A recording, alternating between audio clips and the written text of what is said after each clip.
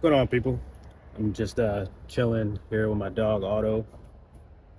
He's really tired right now. We have been camping and hiking for honestly like roughly about almost 5 consecutive days. He's a little gassed, so it kind of just got me thinking of you know our dogs comfortable with car life. I mean, like we go out and do like these very like draining and physically exerting activities, and we come back and he's kind of like just sleeping. To some people that may rub people the wrong way, like he's uncomfortable or he's depressed or anything but living a normal life, which is definitely is not a normal life. But I would say, and I feel comfortable saying, that he is very comfortable living in the car. For one thing, I think that car life for the curious dog, like most dogs are very curious. Most dogs are very like nomadic in a way as well. Like you look at uh wild dogs living, I don't know, in Mexico, third world countries, Asian, Pacific island countries, Philippines, Thailand, anywhere where they have like wild dogs. They're always roaming. They're never like really in one spot. And car life allows Otto and other dogs to constantly be in new environments. When you live in a house and you constantly walk your dog on the same street, around the same corners, the same pee spots, it gets very mundane. They get very bored of that quickly. I mean, you get bored of that. I would get bored of that. You go to the same job every day and it gets boring and repetitive, and it drives you to almost not even want to do it anymore because you know exactly what to expect. It's not fun anymore. I think car life brings a lot of I don't want to say fun. Like I want something a little bit, something with a little bit more meaning than fun. I think car life brings us to a lot of new environments that Otto enjoys. That is constantly stimulating his mind. He's constantly smelling new things, seeing new things, seeing new environments, new cities, new restaurants, new sounds, different people, different types of dogs. And I think that's important, to have a balanced dog. Was another thing that came to mind. Like living in this small confined space. I don't think, yes, it was a big change at first, but for Otto, I made sure that I had acclimated him to the car's environment well before we officially moved into here.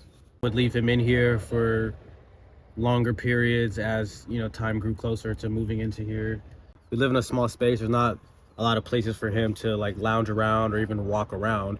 Yeah, I let him stretch his legs out multiple times out of the day, and it's never seemed to be a problem. He looks forward to it. He knows that he's going to get let out. It's not like he's trapped in here. He knows that eventually he's going to be let out and he's going to be able to do his thing and sniff and roam and stretch his legs. I think that's important.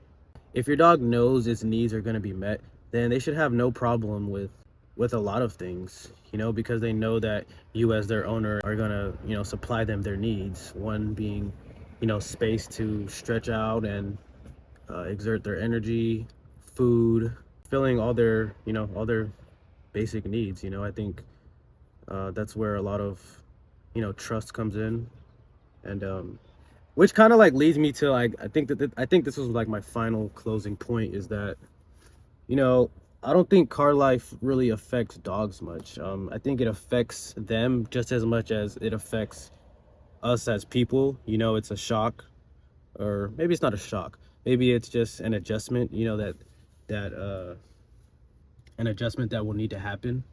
But over time, like, you just get used to things and you form a routine. Like, he knows my routine, he knows our routine. So in another way, I guess you could just say that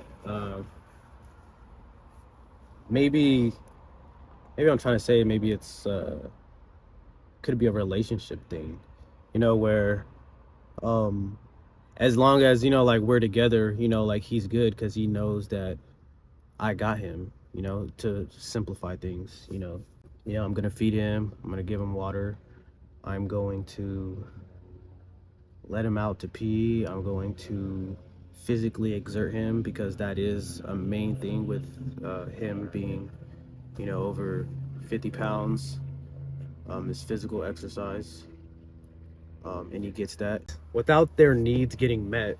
They'll it would definitely be frustrating in here. They can start chewing stuff, they won't listen, maybe they'll be barking at everything that like roams by. But I don't have any of those problems with him. Pretty sure I've said it in another video that I do believe that he is a great dog for car life, despite his size. He's made it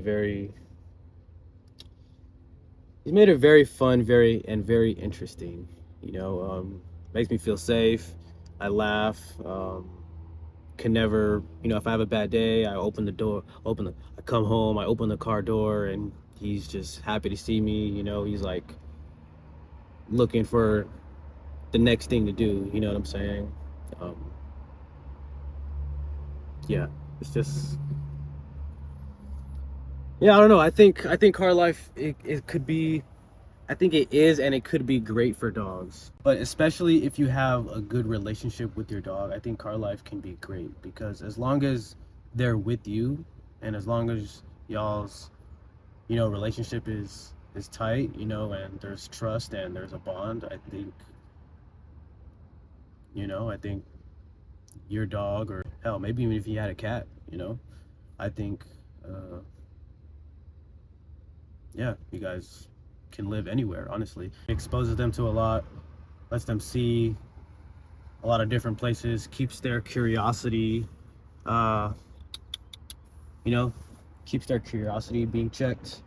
I think it's kind of cool, My dog's been to a lot of places. I mean, he hasn't really been out of state, but I do think he's seen a lot more places than your average suburban dog has seen, which is pretty cool. All right, guys, yeah, just my little head talk about my dog Otto. Living in a car, man. All right, catch you guys on the next one. Peace.